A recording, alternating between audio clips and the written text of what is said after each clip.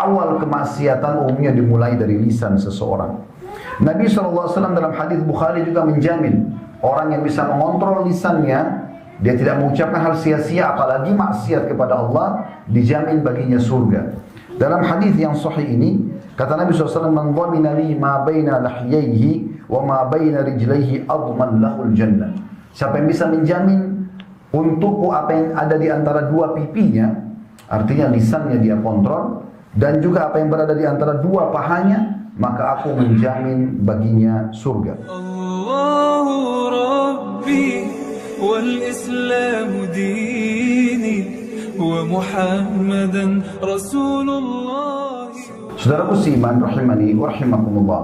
Sebentar ini kita akan bahas tentang lisanmu, keselamatan ataupun penghancur hidupmu. Berapa banyak manusia yang tidak mempedulikan ucapan kata yang dia ucapkan, kalau perlu tidak menghisap sama sekali per huruf apa yang sedang dia ucapkan. Terlalu banyak hal-hal yang mengundang murka Allah Subhanahu wa taala yang diucapkan, atau minimal mereka masuk kepada hal yang sia-sia. Ada seseorang yang berteman dengan orang lain, duduk selama 20 tahun, ceritanya hanya itu saja diulang-ulangi, tidak mendatangkan manfaat sama sekali kepada dia. Padahal semua apa yang diucapkan oleh lisan, Allah jelaskan dalam surah Qaf, surah nomor 50 ayat 18, akan dicatat dan diminta pertanggungjawabannya. Allah berfirman, A'udzu billahi minasyaitonir rajim. Ma yalfidhu min qaulin illa ladaihi raqibun atid. Tidak ada satu kata pun yang terucapkan oleh seseorang kecuali akan dicatat oleh malaikat pengawas. Dalam sebuah cerita dinukil bahwasanya Imam Ahmad rahimahullah pernah merintih karena kesakitan. Hanya merintih karena kesakitan, dan ada faktor penyebabnya. Karena memang dia merasa sakit. Kemudian lewatlah seorang tabi'in yang masyhur, Tawus, atau nama lainnya Dzakwan rahimahullah. Lalu beliau membisikkan Imam Ahmad sambil mengatakan, ketahuilah rintihanmu ini pun akan dicatat oleh para malaikat. Maka seketika itu juga Imam Ahmad terdiam karena tidak ingin rintihannya dicatat, dan ditanya oleh Allah, kenapa kau merintih? Ya, seakan-akan tidak menerima apa yang sedang aku ujikan kepadamu. Kalau dari rintihan sakit saja para ulama salaf berhati-hati darinya, bagaimana dengan omongan yang kosong tidak ada manfaatnya, atau malah jauh lebih daripada itu, yaitu mengucapkan kemaksiatan kepada Allah Subhanahu wa taala. Sibuk dengan kekurangan atau aib orang lain yang dikenal dengan ghibah. Sibuk dengan mengadu domba atau dikenal dengan namimah dalam agama kita. Sibuk dengan fitnah, sibuk dengan kekurangan-kekurangan orang lain. Bukannya dia bersyukur kepada Allah pada saat tidak ada padanya, tapi justru dia menunggangi hal itu untuk menjatuhkan diri dia ke dalam maksiat kepada Allah Subhanahu wa taala. Saudaraku seiman rahimani wa rahimakumullah. Pernah dalam sebuah riwayat, Muadz bin Jabal radhiyallahu anhu sedang bersama baginda Nabi sallallahu alaihi wasallam, dan hadis ini hadis yang hasan sahih diriwayatkan oleh Tirmidzi. Nabi sallallahu alaihi wasallam menyampaikan kepada beliau sebuah pesan penting, dan ini juga untuk umatnya. Bunyinya, ala ukhbiruka bimalaki dzalika kullah. Mau enggak aku tunjukkan kepadamu hai Muadz kunci semua keselamatan. Artinya ini akan menyelamatkan kau dunia dan akhirat, akan mendatangkan kebahagiaan untuk di dunia dan di akhirat. Qultu bala ya Rabbi Allah. Maka Muadz mengatakan, tentu wahai Nabi Allah. Qala fa akhadha bi lisanihi qala kuffa 'alaika hadha. Maka Nabi SAW pegang lidah beliau, lalu beliau mengatakan, tahanlah ini darimu. Maka Muadz pun mengatakan, faqultu ya Nabi Allah, wa inna la mu'akhiduna bima natakallamu bihi. Wahai Nabi Allah, apakah Allah akan menghisab kami dengan hanya perkataan yang kami ucapkan?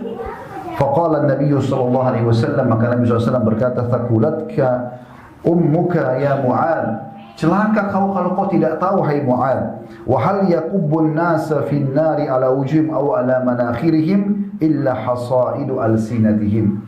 Apakah kau belum tahu bahwasanya mayoritas yang membuat manusia dijerambakkan dan dimasukkan ke dalam api neraka justru karena kesalahan lisan mereka. Pernah disebutkan dalam sebuah, atau Ibnu Rajab menanggapi hadis ini, Ibnu Rajab menyebutkan dalam Jami' Ulum wal Hikam di jilid 11 halaman 146, beliau mengatakan, hal ini menunjukkan bahwa menjaga lisan dan senantiasa mengontrolnya merupakan pangkal segala kebaikan. Dan barang siapa yang mampu menguasai lisannya, sesungguhnya dia telah mampu menguasai, mengontrol dan mengatur segala urusannya. Kita bisa renungi beberapa hadis baginda Nabi SAW berhubungan dengan masalah ini. Yang pertama adalah hadis yang sudah masyhur diriwayatkan oleh Imam Bukhari. Kata baginda Nabi SAW, "Man kana yu'minu billahi wal yawmil akhir, falyaqul khairan aw liyasmut." Barang siapa yang mengaku beriman kepada Allah dan juga ingin mengejar yang terbaik nanti di akhirat, masuk ke dalam surga dan selamat dari api neraka, maka dia hanya ucapkan yang baik saja. Maksudnya baik adalah mendatangkan ridha Allah Subhanahu wa taala. Zikir, doa, ilmu, atau minimal kalau hal-hal yang mubah adalah mengucapkan hal yang dia butuhkan dari urusan dunianya. Tidak ada hal yang kosong ataupun maksiat kepada Allah. Atau dia diam saja, kata Nabi SAW. Hadis yang selanjutnya juga adalah hadis yang mulia, masih diriwayatkan Imam Bukhari. Kata Nabi SAW, "Al-muslimu man salimal muslimuna min lisanihi wa yadihi." Orang muslim yang sejati dapat predikat muslim yang sebenarnya adalah orang muslim yang menyelamatkan muslim lain dari bahaya lisan dan tangannya. Lisan selalu disebutkan oleh Nabi SAW. Dalam hadis yang lain mirip dengan ini diriwayatkan Imam Muslim, "Anna rajulan sa'ala an-nabiy sallallahu alaihi wasallam ayyul muslimina khair." Bahwasanya seorang bertanya kepada baginda Nabi SAW, siapa di antara seluruh muslimin yang paling baik, yang paling bisa dijadikan sebagai pasangan hidup, sahabat, orang yang paling layak dianggap dia muslim yang paling dekat dengan Allah Subhanahu wa taala. Ayyu muslimuna khair? Ayyi muslimina khair? Qala man salima al-muslimuna min lisanihi wa yadihi. Maka kata Nabi SAW, orang muslim yang menyelamatkan muslim yang lain dari bahaya lisan dan juga tangannya. Juga dalam hadis yang lain, dan hadis ini hadis sahih diriwayatkan juga oleh Imam Muslim, berturut-turut hadis-hadis Nabi SAW mengingatkan tentang masalah hati-hati dengan lisan. Kata beliau SAW, "Inna Allah yarda lakum thalathan wa yakrah lakum thalathan." Sesungguhnya Allah ridho kepada kalian dengan 3 perbuatan, dan juga Allah membenci dari kalian 3 perbuatan lainnya. Fayarda lakum an ta'budu wa la tusyriku bihi syai'a. Kalau yang dia ridhoi yang pertama adalah kalian sibuk menyembahnya dan menjauhi semua menyekutukannya. Yang kedua, wa an ta'tasimu bihablillahi jami'a. Adalah kalian bersatu, ya, dan jangan kalian saling musuh-memusuhi. Maksudnya di sini kalian bersatu, ya, di jalan atau di atas agama Allah Subhanahu wa taala. Dan yang ketiga, wala tafarraqu. Dan jangan pernah kalian saling berpecah satu sama yang lain, memusuhi satu sama yang lain. Wa yakrah lakum, dan Allah membenci dari kalian 3 hal. Yang pertama, qila wa qal, atau perkataan yang tanpa dasar, sia-sia, omong kosong, tidak ada manfaatnya. Kemudian yang kedua, wa kathratus su'al, banyaknya bertanya pada hal-hal yang tidak bermanfaat, wa ida'atul mal, dan juga membuang-buang harta. Di dalam hadis yang lain diriwayatkan Imam Ahmad dengan sanad hasan, juga baginda Nabi SAW ingatkan kepada kita, la yastaqimu imanu 'abdin hatta yastaqima qalbuh. Tidak akan pernah iman seseorang hamba dalam hatinya itu kokoh, tidak berubah, sampai tidak akan kokoh iman seseorang hamba sampai hatinya lurus. Wala yastaqima qalbuhu hatta yastaqima lisanuhu. Dan tidak mungkin hati seseorang itu lurus kecuali lisannya juga sudah lurus. La yadkhulu rajulul jannah la ya'manu jaruhu biwa'iqah. Dan ketahuilah dari apa yang Nabi SAW sampaikan tentang masalah lisan yang berbahaya, yang bisa membuat hati tidak lurus dan akhirnya iman tidak bisa kokoh dalam hati, tidak akan masuk surga seseorang yang tetangganya tidak merasa aman dari keburukannya. Dan perlu digarisbawahi, keburukan di sini yang dititik beratkan dalam hadis adalah masalah lisan. Juga dalam hadis yang lain diriwayatkan Tirmidzi dengan sanad hasan, Nabi SAW mengingatkan kepada kita kalau anggota tubuh kita ini sebenarnya semuanya berbicara satu sama yang lain. Bagaimana mekanismenya kita tidak tahu. Bunyinya adalah idza asbaha ibnu adam fa innal a'dha'a kullahu yukaffirul lisan. kalau seandainya tiba pada pagi hari, maka anak Adam, ya, maka seluruh anggota anak Adam, anggota tubuhnya berbicara dengan lisan. Taqul, berkata anggota itu, mata, telinga, tangan, kaki, kemaluan, semuanya ini berbicara kepada lisan sambil berkata, ittaqullaha fina, bertakwalah kamu hai lisan kepada Allah terhadap kami. Fa innama nahnu bika, sesungguhnya kami bagian daripada kamu. Fa in istaqamta istaqamna, kalau kau lurus kami juga akan lurus. Wa in wajajta iwajajna, dan ketahuilah kalau kau menyimpang kami pun akan menyimpang. Awal kemaksiatan umumnya dimulai dari lisan seseorang. Nabi SAW dalam hadis Bukhari juga menjamin orang yang bisa mengontrol lisannya, dia tidak mengucapkan hal sia-sia apalagi maksiat kepada Allah, dijamin baginya surga. Dalam hadis yang sahih ini kata Nabi SAW, man dhamina li ma baina lahyaihi wa ma baina rijlaihi adman lahul jannah. Siapa yang bisa menjamin untukku apa yang ada di antara dua pipinya, artinya lisannya dia kontrol, dan juga apa yang berada di antara dua pahanya, maka aku menjamin baginya surga. Dalam riwayat Tirmidzi, hadis yang lain, Uqbah bin Amir radhiyallahu anhu bertanya kepada baginda Nabi SAW sambil berkata, ya Rasulullah, man najah? Wahai utusan Allah, apa itu keselamatan? Qala sallallahu alaihi wasallam, amsik atau amlik alaika lisanak, kuasai lisanmu. Dari di sini disampaikan oleh sahabat ini Uqbah bin Amir, apa itu keselamatan supaya saya bisa bahagia di dunia, saya selamat dari gangguan orang, saya selamat dari siksa Allah. Maknanya seperti itu. Maka kata Nabi SAW, kuasai lisanmu, wal yasa'ka baituk, dan harusnya rumahmu luas untukmu, wabki ala khati'atik, dan tangisi dosa-dosamu.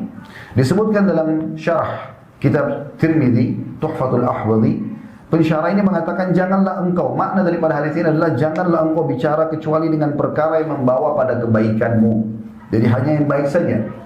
Dan betahlah tinggal di rumahmu dengan melakukan ketaatan-ketaatan, dan hendaklah engkau menyesali kesalahanmu dengan menangisinya. Imam Syafi'i rahimahullah dinukil oleh Imam Nawawi dalam kitab Al-Azkar beliau di jilid 2 halaman 713 sampai 714. Beliau mengatakan, jika seseorang hendak berbicara, kata Imam Syafi'i rahimahullah, jika seseorang hendak berbicara, maka sebelum ia berbicara hendaklah ia berfikir terlebih dahulu. Apakah yang dia ingin ucapkan ini nampak maslahatnya? Jika iya, maka dia berbicara. Jika ia ragu saja, maka hendaklah dia menahan lisannya tidak berbicara sampai jelas maslahatnya. Umar radhiyallahu anhu berkata, barang siapa yang banyak berbicara, maksudnya bukan pada kebaikan. Tadi sudah kita berikan gambaran kebaikan, misalnya zikir, berdoa, baca Quran, majelis ilmu, atau minimal yang mubah, menanyakan kabar misalnya, gitu.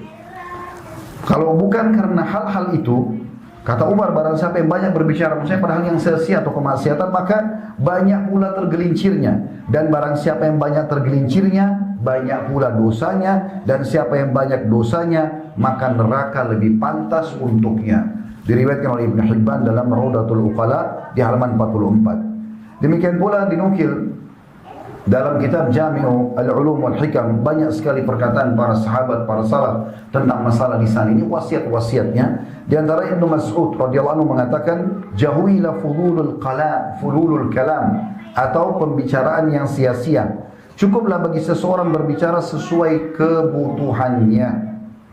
Syakik pernah berkata, rahimahullah, seorang tabi'in, Abdullah bin Mas'ud radhiyallahu anhu bertalbiyah di atas bukit Safa. Jadi pada saat lagi bertalbiyah di atas bukit Safa, lagi ibadah, lagi berihram, ia berkata setelah bertalbiyah, wahai lidah, katakanlah kebaikan, niscaya engkau akan mendapatkan keberuntungan. Diamlah, engkau akan selamat sebelum engkau menyesal. Lalu orang-orang di sekitar beliau berkata, wahai Aba Abdurrahman, ini julukan beliau karena beliau punya anak pertama namanya Abdurrahman, laki-laki. Beliau mengatakan, wahai Aba Abdurrahman, apakah ini perkataan anda murni atau anda mendengarkan sesuatu dari Nabi SAW? Maka ia menjawab, bukan dari aku, tapi aku telah mendengarkan Rasulullah SAW bersabda, aktsaru khataya ibni Adam fi lisanihi. Ketahuilah bahwasanya mayoritas dosa anak Adam justru berada di lisannya. Hadis diriwayatkan Tabarani dan disahihkan oleh Syekh Albani. Ibnu Buraidah rahimahullah berkata, aku melihat Ibnu Abbas radhiyallahu anhuma memegangi lidahnya sambil berkata, celaka engkau, katakanlah kebaikan, engkau akan mendapatkan keberuntungan, atau diamlah dari keburukan, niscaya engkau akan selamat. Jika tidak, ketahuilah engkau akan menyesal. Dinukil dari kitab Afaqul Lisan di halaman 161. Juga seorang salaf berkata, seorang mukmin itu menyedikitkan omongannya dan memperbanyak amal solehnya. Adapun orang munafik terbalik, memperbanyak omongan dan menyedikitkan amalnya. Sebagian salaf lagi yang lain berkata, selama aku belum berbicara dengan satu kalimat, maka aku masih menguasai kalimat itu. Tapi kalau aku sudah mengucapkannya, maka niscaya dia akan menguasaiku. Dan ini wasiat yang luar biasa. Karena kalau kata-kata itu belum kita ucapkan, walaupun kita ingin sekali mengucapkannya, maka kita masih pemiliknya. Tapi kapan kita sudah lontarkan, maka sudah menjadi milik orang lain. Dan apapun itu bisa berkembang menjadi dosa yang terus bertambah kalau dia keburukan. Karena sekali kita menyebutkan gosip tentang seseorang misalnya, atau adu domba, atau fitnah, atau perkataan yang mengundang kepada kemaksiatan, maka pastikan perkataan itu tidak akan cukup sampai di situ. Seorang penyair Arab mengatakan, yang terjemahnya kurang lebih, kalau engkau titipkan emas pada orang, pastikan tidak akan pernah bertambah. Tapi kalau engkau titipkan kata-kata pada orang, pastikan dia akan bertambah. Artinya, mungkin kadar dosa dari ucapan kita 10 misalnya angkanya. Tetapi, karena kita sudah melemparnya ke orang-orang, dan orang-orang menambah-nambahnya, maka bisa menjadi ratusan bahkan ribuan dosa yang didapatkan. Dinukil juga dalam kitab Hasaidul Alsun, ini memang bicara tentang masalah lisan umumnya, atau bahayanya lidah. Di halaman 175 sampai 176, seorang salaf mengatakan, diam, maksudnya bila bukan pada kebaikan, adalah ibadah. Kalau tidak ada keperluan bicara, diam saja. Itu sudah cukup menjadi ibadah. Tanpa kelelahan, nggak ada upaya apa-apa, cuma diam saja. Tapi itu sudah dihitung ibadah.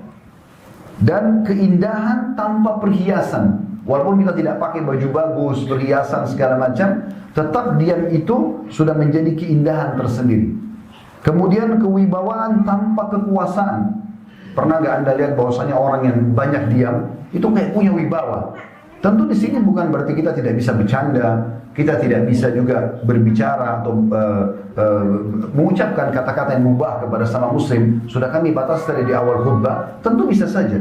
Karena baginda Nabi SAW bercanda dengan para sahabat, tapi tidak ada kebohongan di dalamnya. Dan bukan dijadikan sebagai sesuatu yang tradisi atau kebiasaan, sehingga tidak ada lagi batas ya, di mana perkataan yang benar, di mana perkataan yang jujur, dan di mana bercandanya. Bahkan dalam bercanda pun dalam riwayat Abu Daud dilarang dan diharamkan saudara kita berdusta.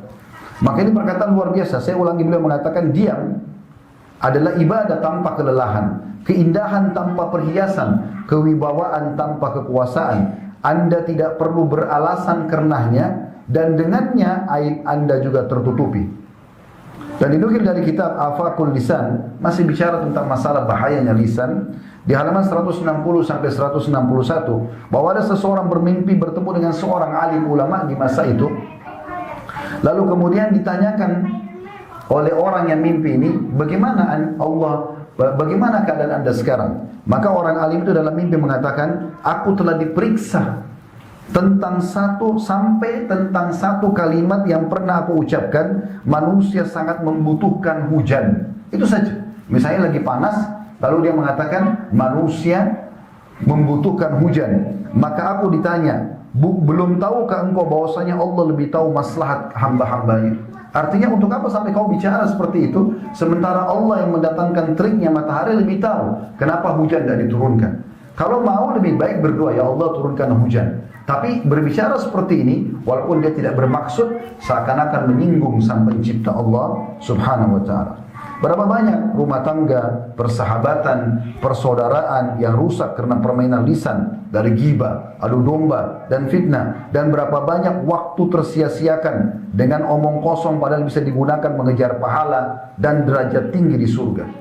Hadis Nabi SAW yang akan kami sebutkan, diriwayatkan Bukhari, ini hadis yang mulia sekali, yang harus jadi tolak ukur setiap orang di antara kita. Kata Nabi SAW, innal abda la yatakallamu bil kalimati min ridwanillah Sesungguhnya seorang hamba berbicara yang bisa mengundang ridhonya Allah. Misalnya dia berzikir, berdoa, baca Quran, menyebutkan ilmu, nasihat, atau misalnya menanyakan kabar orang, atau hal-hal yang dibolehkan dalam syariat, bercandanya suami istri misalnya, ya, atau bermainnya orang tua dengan anaknya. Intinya tidak ada hal-hal yang berbau kemaksiatan. La yulki laha balan yarfa'ullah biha darajat.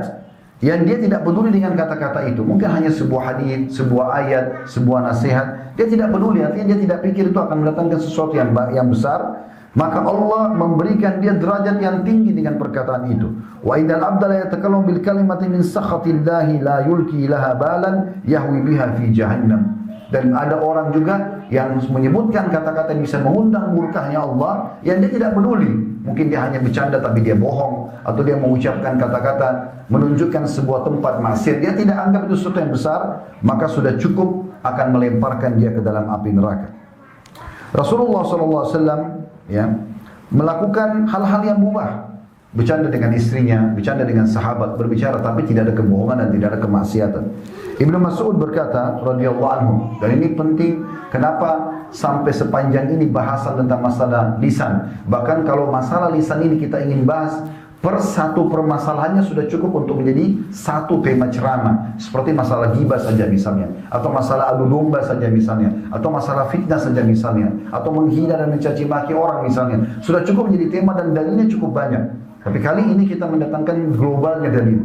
Dan setiap orang beriman harus hati-hati melihat sesuatu yang kecil pun di matanya adalah yang besar. Jangan sampai itu justru menjerumuskan dia ke dalam siksa Allah Subhanahu wa taala. Abdullah bin Mas'ud radhiyallahu anhu mengatakan, "Innal mu'mina yara dhunubahu ka'annahu qa'idu tahta jabalin yakhafu an yaqa 'alaihi." Sesungguhnya orang mukmin itu melihat dosanya walaupun kecil seperti dia sedang duduk di bawah sebuah gunung yang gunung itu dia khawatirkan akan menimpa dirinya. Wa innal fajira yara dhunubahu kadhubabin marra 'ala anfi. Tapi orang-orang yang fajir suka melakukan kemaksiatan, maka sebesar apapun dosa yang dia lakukan, dia hanya melihat seperti seekor lalat yang hinggap di hidungnya. Tentu biasa kalau lalat hinggap di hidung kita, kita mengusirnya. Maka hanya seperti saja dia menganggap dosa yang sedang dia lakukan.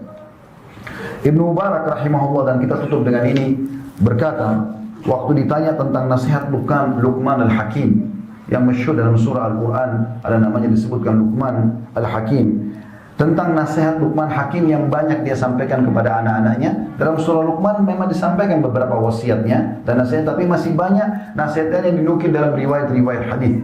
Di antaranya tentang masalah ini.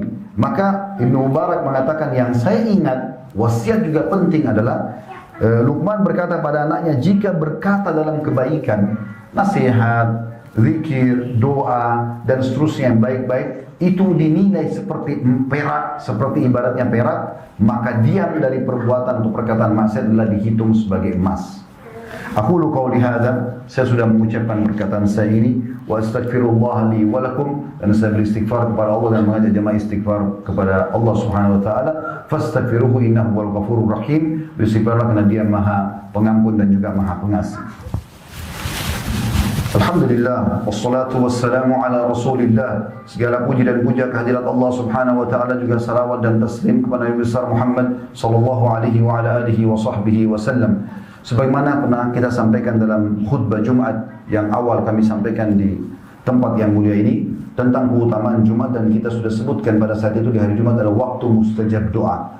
Jadi seluruhnya Jumat sebenarnya umumnya dikatakan mustajab doa, tapi ada dua waktu yang sangat ditekankan seorang mukmin memperbanyak doa, dan itu dipastikan diijabah dengan Allah atau oleh Allah Subhanahu wa taala. Riwayat Imam Muslim menyebutkan adalah pada saat khatib duduk di khutbah kedua ini sampai diiqamahkan salat, makanya umumnya khatib berdoa. Dan riwayat An-Nasa'i yang berbunyi kata Nabi SAW, Jumat ada 12 waktu, maksudnya dari subuh sampai maghrib, tidak ada seorang muslim yang berdoa di 12 waktu itu kecuali diijabah, dan lebih banyak fokus berdoa selepas asar sampai terbenam matahari. Sampai dinukil bahwasanya sebagian salaf bila selesai sholat asar dan selesai zikir mereka, maka mereka berada di sudut-sudut musola atau masjid mereka, dan mereka berdoa sampai terbenam matahari. Oleh karena itu mari kita hadirkan hati dan pikiran kita untuk berdoa kepada Allah Subhanahu wa taala, semoga Allah ijabah.